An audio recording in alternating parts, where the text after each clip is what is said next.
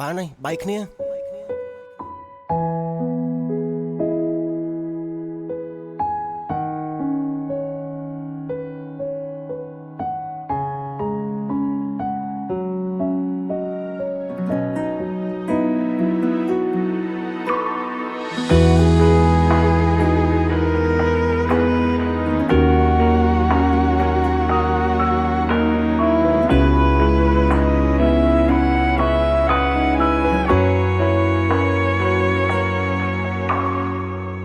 បែកគ្នាយូរហើយនៅនឹងអូនទេនៅចាំរឿងយើងទេឬមានគេភ្លេចអូនហើយ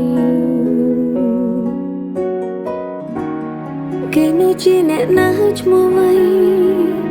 មើលទៅគេសំណាងពេកហើយដែលអញនៅក្បែរត្រាំត្រូវមិនដូចអូនមានមេអូននៅនឹក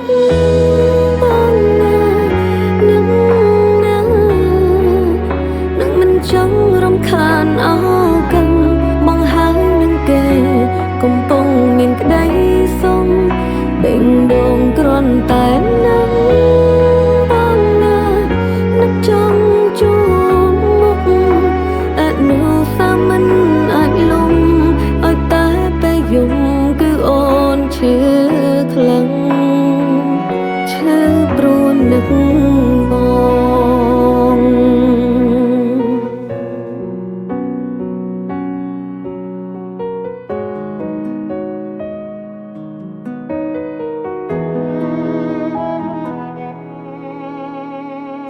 បែកគ្នាយូរហើយនៅនឹងអូនទេ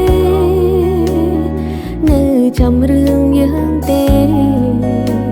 ឬមានគេភ្លេចអូនហើយ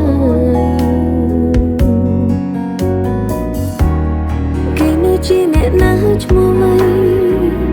មើលទៅគេសំណាងពេកហើយដែលអញនៅក្បែរត្រាំត្រូវមិនដូចអូនមានមេអូននៅនឹកបងណានឹងមិនចង់រំខានអោកាំងបងហើយនឹងគេកំពុងមានក្តីសុំបេងដូងគ្រាន់តែនឹងបងណានឹកចង់ជួបមុខអនុសាមិនអាចលំឲ្យតែពេលយំគឺអូនឈឺខ្លាំង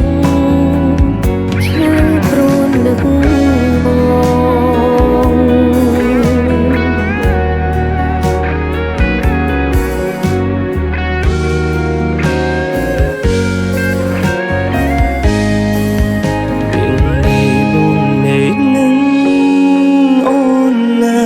នឹងណា